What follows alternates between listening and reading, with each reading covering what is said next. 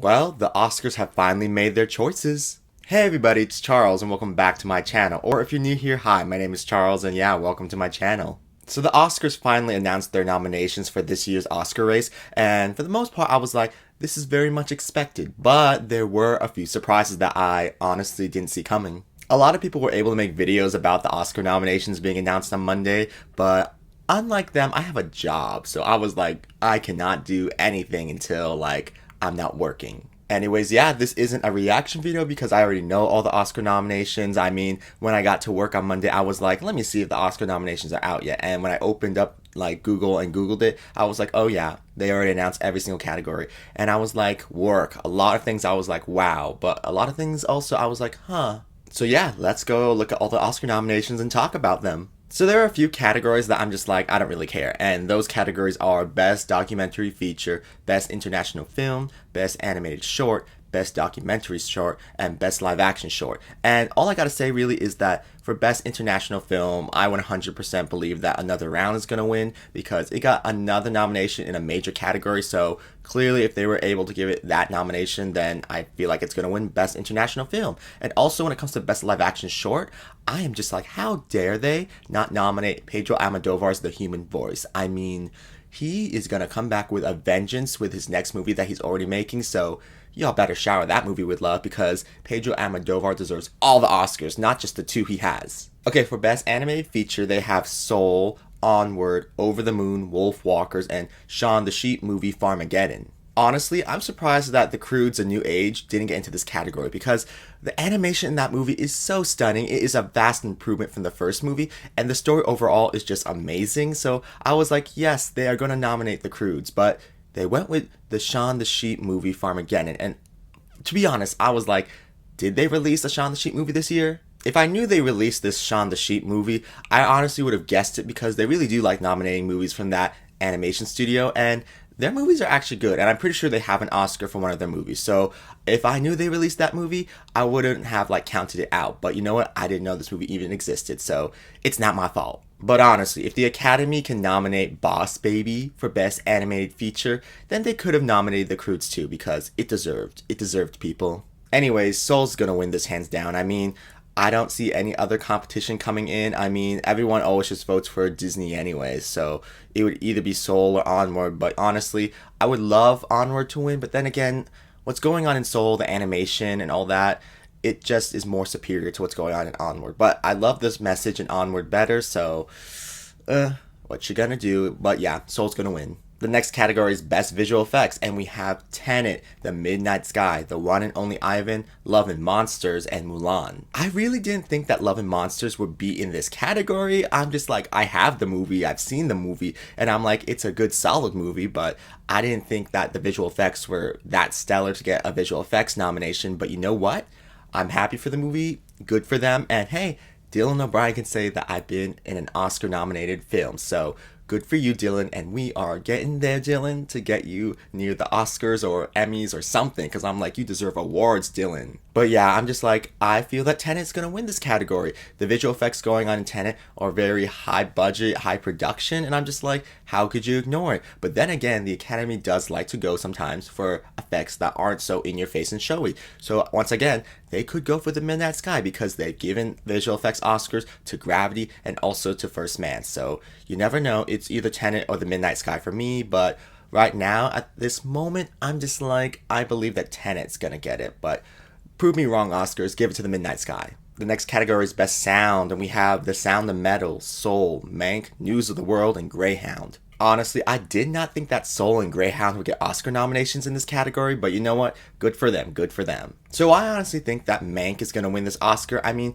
the sound design in Mank is impeccable. They really made the movie sound like it was shot in the 1930s, and yeah, just everything about the sound design in that movie is amazing. So yeah, it's going to go to Mank in my opinion. The next category is Best Song, and I guessed all 5 songs right, and they are The Life Ahead Scene, One Night in Miami, Speak Now. They have Eurovision Song Contest, Husavik. They have Judas and the Black Messiah's Fight for You. And then they have the Trial of the Chicago Sevens, Hear My Voice. I would love if Husavik from Eurovision Song Contest won this Oscar. I mean, the campaign for this song is pretty great. And the people from that town are just like, give us that Oscar, you guys. But you know what? I think it's finally Diane Warren's time with, Scene from the Life Ahead. I mean, this is Diane's 12th Oscar nomination, so I feel like the It's Her Time narrative is really gonna kick in now. I mean, they honestly should have given her the Oscar for Till It Happens to You, the song she made with Lady Gaga, but no, they had to have given, Sam Smith that Oscar, so it's their fault. So now, Husavik ain't gonna win because, they're gonna give it to Diane Warren because it's her time. I'm just like, Scene's gonna win, but fingers crossed that Husavik pulls an upset and wins, because that song deserves. The next category is Best Score, and we have Soul, Mank, Minori, News of the World, and Defy Bloods. Congratulations to the composer from Defy Bloods being the first black composer to be nominated in this field, I'm pretty sure is what I heard, so good for him. But yeah, when it comes to this category, I'm just like, Trent Reznor, Atticus Ross, and John Baptiste are gonna win for Soul. People really love Soul's score, but the thing is, I can't remember what it sounds like for the life of me, and I've seen that movie twice, so I don't know, you guys. I don't know. But honestly, yeah, Soul's gonna win because everyone likes that score. The only thing that would win if it's not Soul would be Mank. But then again, that's just another Oscar for Atticus Ross and Trent Reznor. So either way, those two are gonna get their second Oscar on Oscar night. The next category is Best Production Design. And we have Mank, Ma Rainey's Black Bottom, News of the World, Tenet, and The Father. I fully believe that Mank is going to win this category. I mean, the production design in Mank is stunning. I'm just like, the technical aspects of Mank are just amazing. So I honestly see a sweep for Mank winning mostly all the technical categories. And yeah, this technical category of Best Production Design, if you're not predicting Mank, what would you be predicting? Because everything else, I'm just like, I feel like the production design is so bare bones. So if it's not Mank, I think I would put my money behind The Father or Ma Rainey's Black Bottom. Moving on to Best Makeup and Hairstyling, we have Ma Rainey's Black Bottom, Hillbilly Elegy, Mank, Emma, and Pinocchio. Pinocchio's nomination here is a surprise to me, but you know what? I guess it's whatever. I mean, they could have gone with Birds of Prey. I mean, they went with Suicide Squad, and they gave Suicide Squad the Oscar in this category years ago. But no, they said, we want Pinocchio because we love that movie, I guess. And they're just like, we love Roberto Benigni. And I'm just like, have y'all not learned your lesson for the way that y'all gave him Best Actor and Best International Film for Life is Beautiful? Anyways, Ma Rainey's Black Bottom is going to win this Oscar. I mean, it's been sweeping this whole awards season, so I don't see any reason to think that it won't win. The next category is Best Film Editing, and we have The Trial of the Chicago 7, Promising Young Woman, Sound of Metal, Nomadland, and The Father. See, I knew Promising Young Woman would get into this category. I'm just like, the editing in Promising Young Woman is fantastic, and it got the nomination, so yay them, and I'm just like, wow, my mind to guess that nomination. But yeah, this category has pretty good nominees all around. I'm like, I can't find a bad one in this category, so yeah, I'm just like, good for them for getting a category with really good nominees. So obviously, The Trial of the Chicago 7 is going to win this Oscar. I mean, the editing in that movie is so apparent. I mean, they go back and forth from the present to the past in that movie, so they're just like, cut, cut, cut, edit, edit, edit, and the Oscars are just going to be like, yeah, we see that this movie does a lot of editing, so here's your award, you guys. The next category is Best Costume Design, and we have Mank, Ma Rainey's Black Bottom, Emma, Mulan, and Pinocchio. Once again, I believe that Mank is going to win another Oscar, because I think that Mank has a very strong chance of winning this Oscar. The outfits in Mank are just stunning, and I'm just like, there are a lot of outfits. There are a lot of outfits. So the costume designer of that movie has a lot of chances to spotlight their work. So I don't know. I just feel like Mank has the upper hand, and if it's not Mank, I would go with Emma, because Emma, like Mank, has a lot of costumes and has a lot more time to like show what the costume designer worked on. With Ma Rainey's Black Bottom, they don't have enough costumes to show off like the range of the designer, and also I'm just like, the clothes that they do wear, I don't think they're like stand out enough to be like, yes, just that one piece of clothes is gonna give you that Oscar. I'm really waiting for the Oscars to do another, Priscilla Queen of the Desert nomination and win, because I don't know, I'm just like, I love period piece clothing, but at the same time I'm like, give us a nomination for something contemporary and, give it a win. I mean, I really wanted Promising Young Women to be in this category, but you know what? They said, no, we're going to give the other nominations to Mulan, which I understand why, and Pinocchio. And I'm just like, another nomination for Pinocchio? Moving on to Best Cinematography, and we have Mank, Nomadland, News of the World, The Trial of the Chicago 7, and Judas and the Black Messiah. Once again, Mank is coming for another Oscar. I mean, the cinematography in Mank is just amazing. It looks amazing, the movie, and also the way the movie is filmed is just, wow, amazing. So, yeah, the cinematography Oscar is in the bag for Mank. But I just want to say, how did The Trial of the Chicago 7 even get a nomination in this category? Because that movie is just so bland and that I'm just like, I did not expect them to give this movie a nomination in this category. My money is definitely on Mank in this category, but if Mank doesn't win, it's going to be a Nomadland because Nomadland is just amazing as well. But I feel like the black and white going on in Mank and all the other elements that made Mank is going to get Mank that best cinematography win. But yeah, if it's not Mank, it's going to be Nomadland because that movie cinematography went off as well. The next category is Best Original Screenplay, and we have Promising Young Woman, The Trial of the Chicago 7, Minori, Judas and the Black Messiah, and Sound of Metal. Once again, I'm like, this is a great category. All the nominees in this category are pretty great.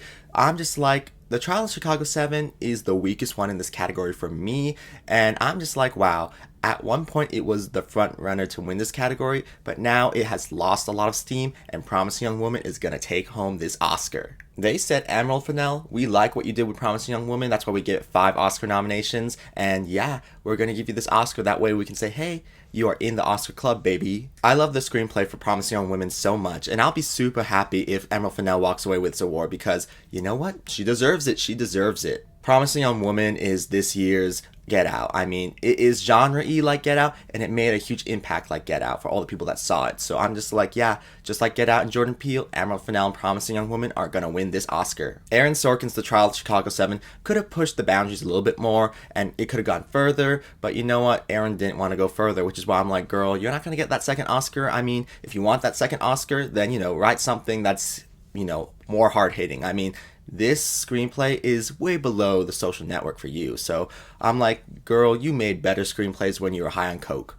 Coke? Cocaine. Whatever one. Is coke or cocaine the same thing? I'm just like, whatever Aaron Sorkin was on in like, what, the 90s or whatever, when he was doing The West Wing and all those movies like The American President, he was on it because those screenplays were it. But you know what? The Trial of Chicago 7 screenplay, I'm just like, it's weak. It's weak, Aaron. I mean, you did a better job with Molly's Game. The next category is Best Adapted Screenplay, and we have Nomadland, we have One Night in Miami, we have The Tiger King, we have The Father, and we have Borat's subsequent movie film. The Oscar is definitely going to Chloe Zhao and Nomadland. I mean, it's been winning awards just like Promising Young Woman has, so I'm like, yeah, no reason to suspect that it won't win this award. And with this Best Adapted Screenplay win, it will bolster, you know, Nomad's Best Picture chances. I just want to say I'm very happy that Borat got nominated in this category. I mean, I predicted it, but some people didn't think it was going to happen, but it did. And I'm like, I know a lot of improv happened in the movie, but they still had some sort of screenplay. And I'm just like, girl, I'm just like, Maria Bakalova in Borat's subsequent movie film is a star. She's a star and she's brilliant and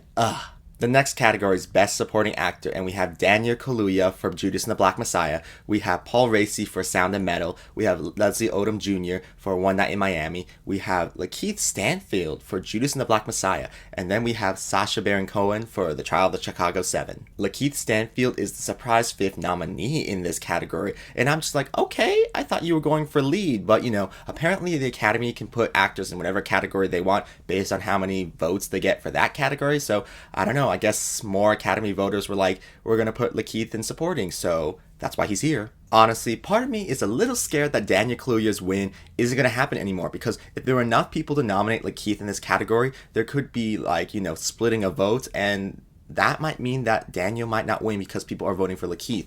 So, I don't know. I just don't know, you guys. For now, I'm still thinking that Daniel's going to win, but if Daniel doesn't win, then I'm going to say Paul Raci, because you know what? Paul Raci is the only one in this category who really is a supporting character in their movie. I mean, everyone else has a lot more screen time than Paul Raci, so I'm just like, if it's not going to be Daniel because of vote splitting, then I would say Paul should get it. Paul is excellent in Sound of Metal, and I'm just like, he is deserving. I mean, I love it when they give Oscars to character actors. The next category is Best Supporting Actress, and we have Amanda Seyfried for Mank, we have Maria Bakalova for Borat's subsequent movie film, we have Yoo Jun-yoon for Minori, we have Olivia Coleman for The Father, and we have Glenn Close for Hillbilly Elegy. Glenn Close is the villain of this category. I mean, my god, Hillbilly Elegy is a horrible movie, and apparently her performance kind of borders on caricature or really just bad or overacting. And I'm like, y'all, please stop nominating Glenn for things that she's clearly not going to win for. And if you do give her the win for this Oscar, then it's going to be a slap in the face. One, because the performance is not one of her best performances that she's ever given in film. And two, it's for support. Support!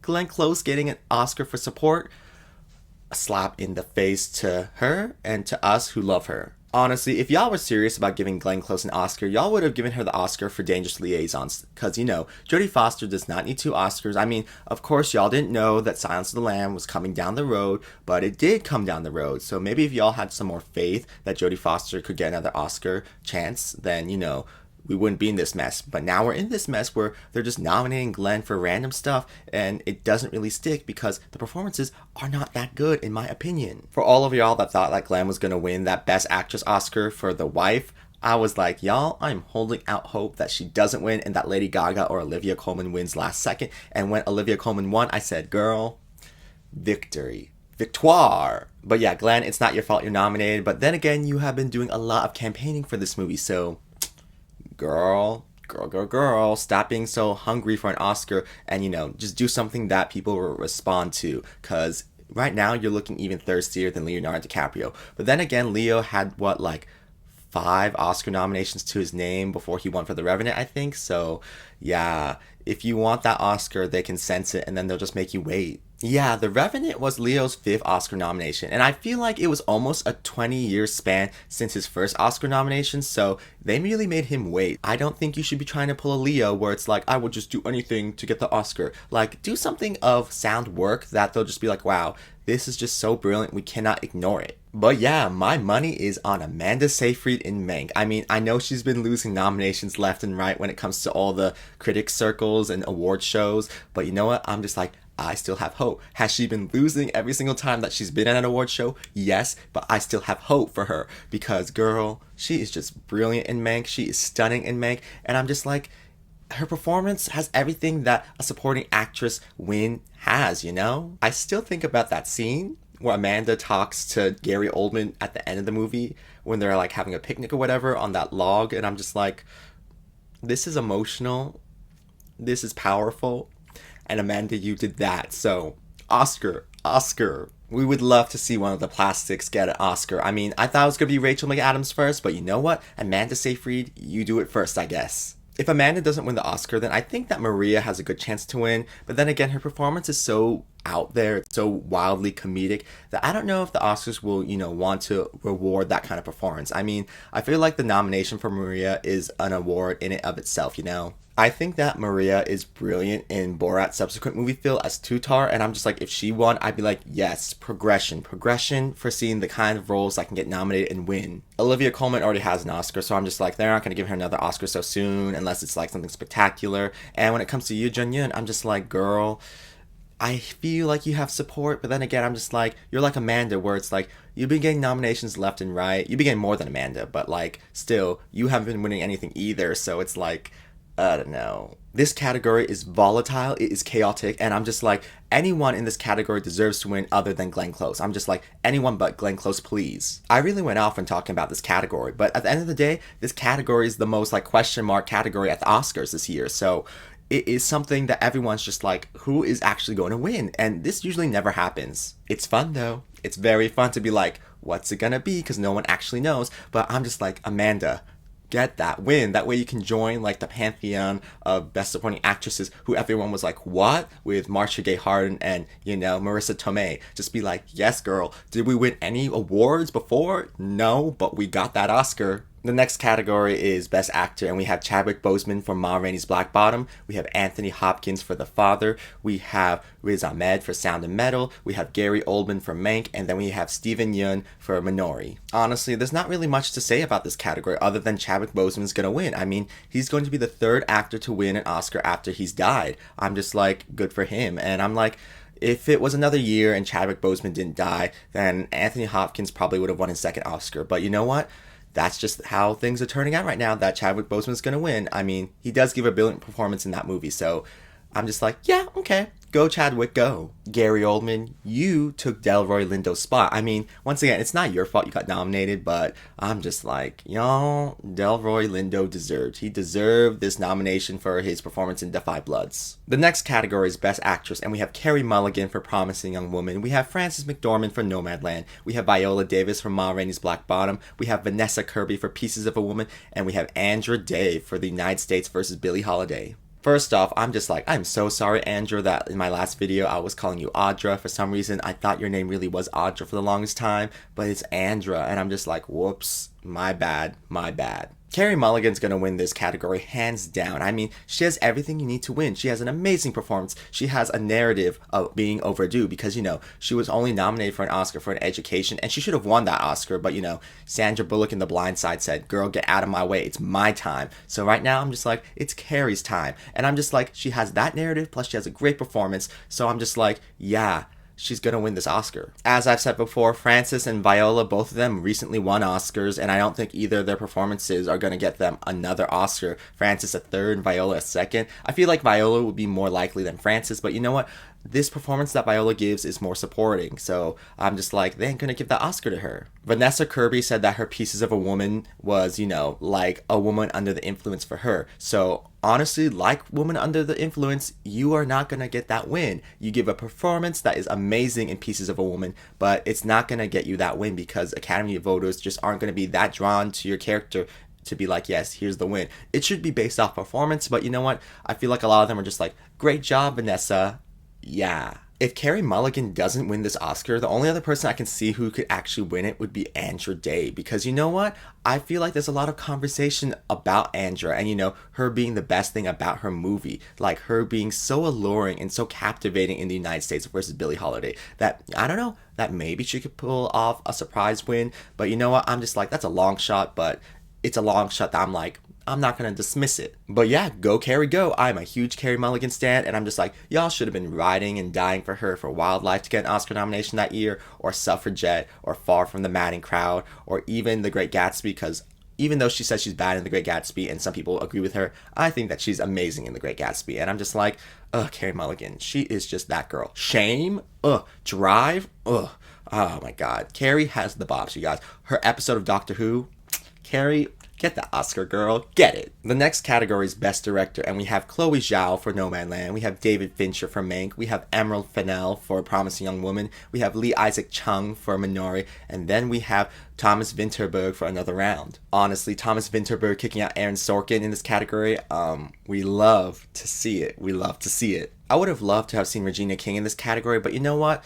That's just how it is. I mean, all 5 nominees in this category are amazing. So it was a tough category to get into this year. But you know what? At least 2 women got into this category and 2 Asian people got into this category. So I think it's a pretty good category in terms of like diversity and also of like, work, because all these directors really did the work. Chloe Zhao is definitely going to win. She's on track to be only the 2nd woman to win this award and being only the 1st woman of color to win this award. So I'm just like, hey, go off, girl, go off. But then again, there is a slight chance that I feel like David Fincher could pull up and win for Mank. But you know what? That's just a slight chance, because if it's not Chloe, then I think it's going to be David. Thomas Vinterberg being in this category really just cements to me that Another Round is going to win Best International Film, because they gave this movie another nomination in a major category, Best Director. So I'm just like, yes, Another Round is gonna win Best International Film because clearly the Academy loves that movie. And finally, we have Best Picture, which we have Nomadland, The Trial of Chicago 7, Promising Young Woman, Minari, Judas and the Black Messiah, Sound and Metal, Mank, and The Father. Nomadland's already been winning this award everywhere, so I don't see any reason to think that's not going to win. But you know what? I'm just happy that The Trial of Chicago 7's winning buzz has died down significantly, because I don't think that movie is well put together enough on all categories to actually win. So I'm just like, yeah, Nomadland, you should win. But honestly, I really love Promising Young Woman and Mank, and I wouldn't be mad to see if somehow they won, but they're not gonna win. But if they won, I'd be like, I'm happy. I know y'all aren't happy, but I'm happy. But yeah, that's what I thought about the Oscar nominations this year, and I'm just like, there are a lot of good ones here, and I feel like this year has been honestly one of the best Oscar nomination years in recent memory. I'm just like, it's not so boring, and there's a lot of diversity, so I'm just like, yeah, I like this Oscar year. I think it's better than last Oscar season, definitely. I'm very excited for the Oscar ceremonies in April, and I'm just like, hey, tell me down below in the comments what you thought about my Oscar thoughts and, my predictions on what's going to win in each category. And tell me what you think is going to win in each category, because I feel like for the most part, we all have a good feeling of what's going to win. But, some categories like Best Supporting Actress were just like, differing opinions. I'm just gonna say, if you like what you saw in this video, you should subscribe to my channel because I talk about movies, I do movie reviews, I talk about Blu-rays, I do music reactions, and I do whatever else I want to do on this channel because you know what? It's my channel, so I'm gonna do whatever else I want to do on here. So if any of that interests you, then subscribe to my channel. And if you like my personality, then a bonus, I guess? Maybe? Anyways, guys, thank you for coming to my channel and watching this whole video, and yeah, I will see you in the next video, if, you're here. Yep. So I'm gonna go now. So yeah. Okay, yeah. Bye.